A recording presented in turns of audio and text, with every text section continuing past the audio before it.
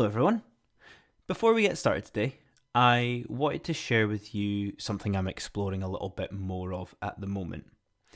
I am in the infancy and at the start of my coaching career.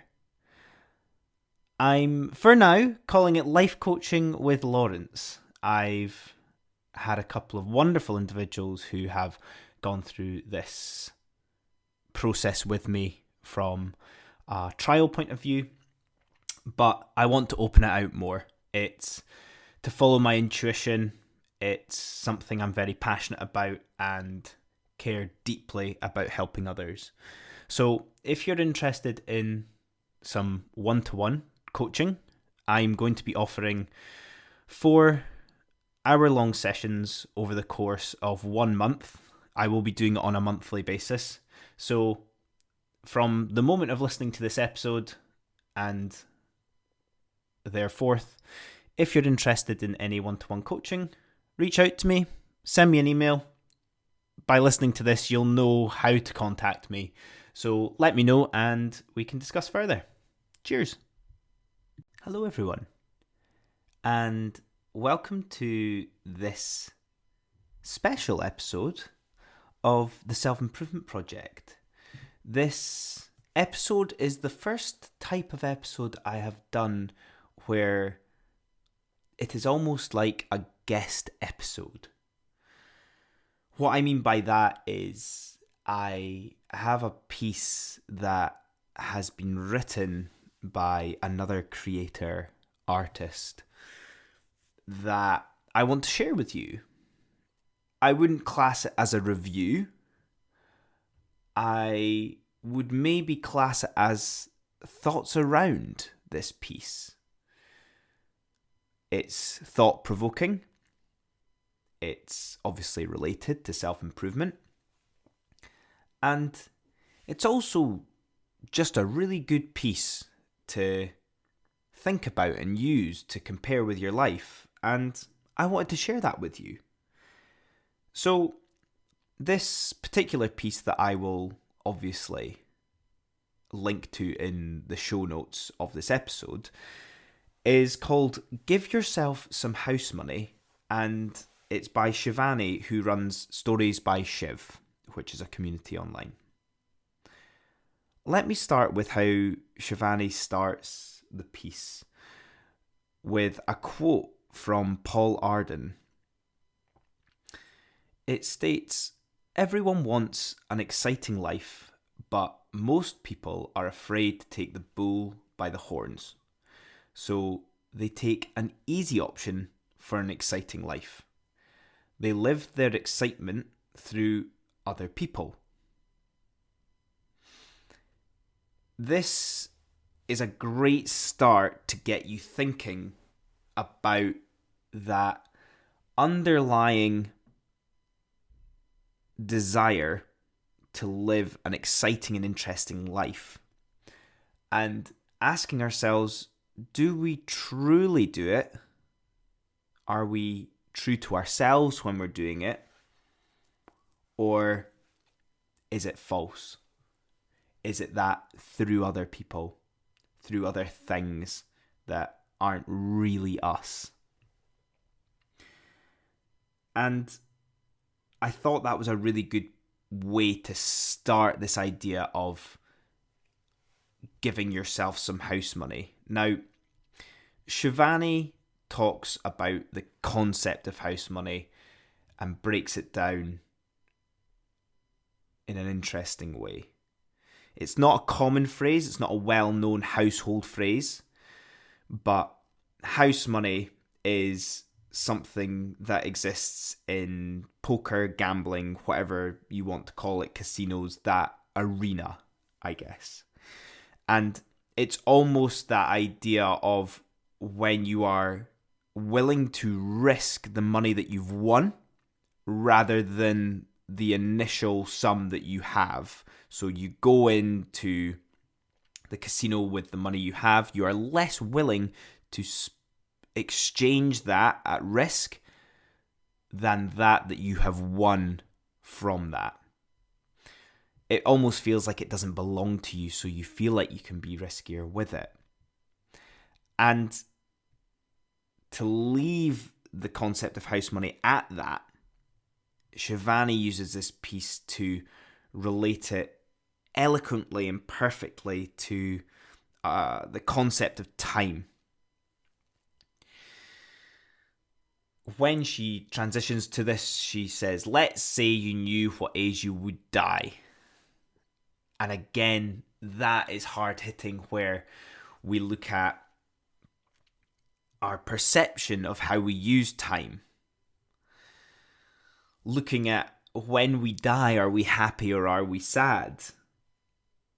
Looking at all these concepts I talk about quite regularly on the podcast around how we look at the important things in life.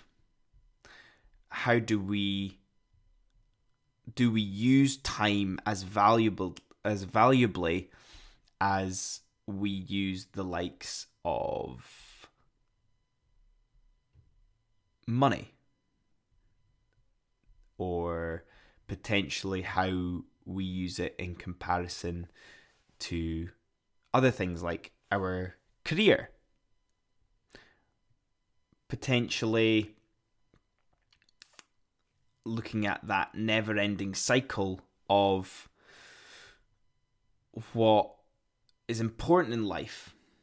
Money, the example she gives includes optimizing for money, optimizing for productivity, optimizing for success. And these all take a precedent over time, which we need to think to ourselves to stop and retrain how we're perceiving it. Is that correct? Do we just accept that the world that we live in means that we are going to optimize for those things over time because that's the acceptable and common thing to do? Or do we need to stop and override the bias that we have to live our life differently, to actually take some time to prioritize more important things in life?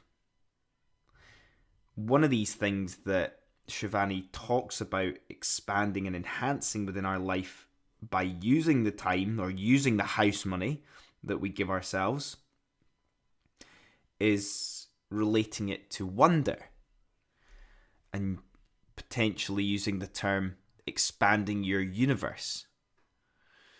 Using wonder as a tangible thing that improves the quality of our life, instead of measuring things against productivity, measuring things against money, measuring things against what success is.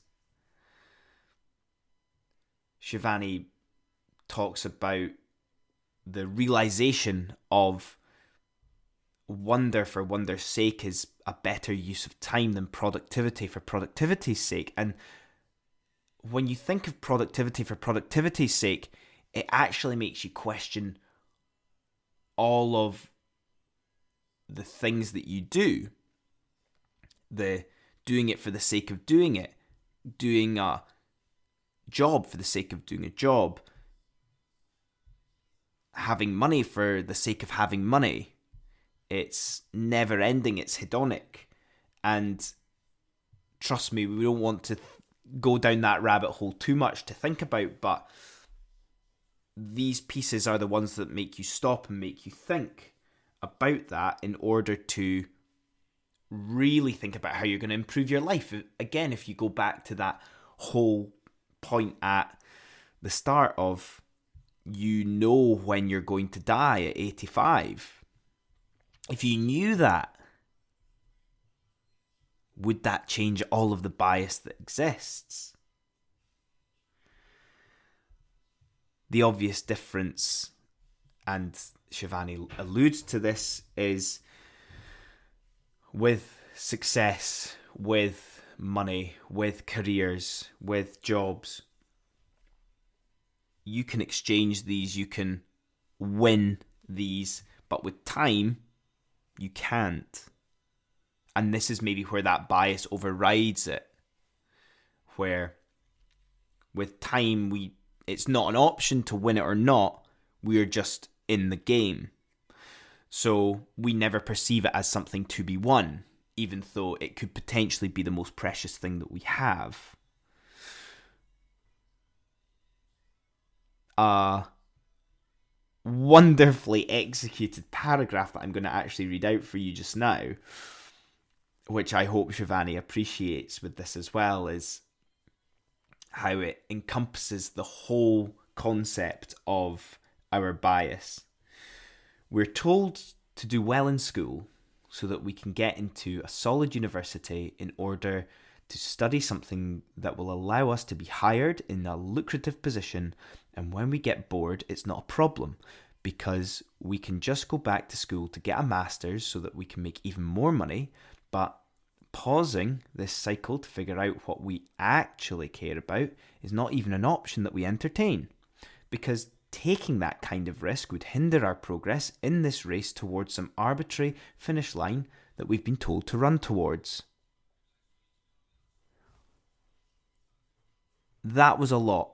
Stop and go back and listen to that, because in the space of a few sentences, that encapsulates a race that 90% of us are running. And it's just, without question, accepted globally. What can we do to improve that?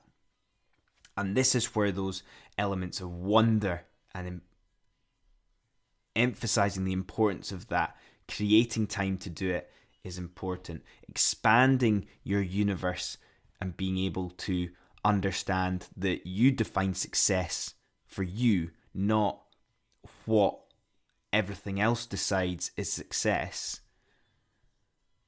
Leaning into things we don't know about yet, or embracing uncertainty, as Shivani suggests, is how we can expand our universe through play, experimentation, exploration, following curiosities that we've got. And the fear that exists and lies underneath that is the uncertainty of it, the lack of measurability or tangibility of it. That is why it's not commonly accepted.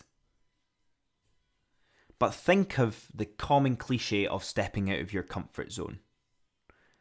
Things that aren't tangible, things that aren't measurable, can be things outside your comfort zone. It's taking a risk. And as it's summarized, in reality, none of us know how much time we have. So if you treated time like house money, a year, 2 or 5, even just a little bit extra, how would that change your life? How would that improve and enhance your life? And that's us. I hope you feel the same way as I did and still do about this piece, where these are the important pieces that allow us to question our own beliefs, question the system that we are living in, and give ourselves that permission to explore other options of living. So like I said, I hope you enjoy that. Thank you, Shivani, for writing it. I hope if you're listening to this as a listener that you go and find Shivani's work and go and enjoy the writing that she does. So thanks again for listening, and I'll see you all next time. Cheers. If you'd like to check out any more of Shivani's great writing, you can find Shiv's original post and other writing at shiv.substack.com. That's shiv.substack.com. Hey guys, me again. I hope you enjoyed that episode, and if you're not ready for the Becoming Unstuck in 30 Days self-led course quite yet, why don't you try my free ebook I created? 5 simple steps to improve yourself and your life. I made this during the very first lockdown of the pandemic in the early days of the self-improvement project. It's a quick go-to when you're feeling unsure what to work on when improving yourself or your lifestyle. And the great starting point if you're trying to figure out how to live a more fulfilling and simple life. The link for this will be in the show notes for you. Have a good one.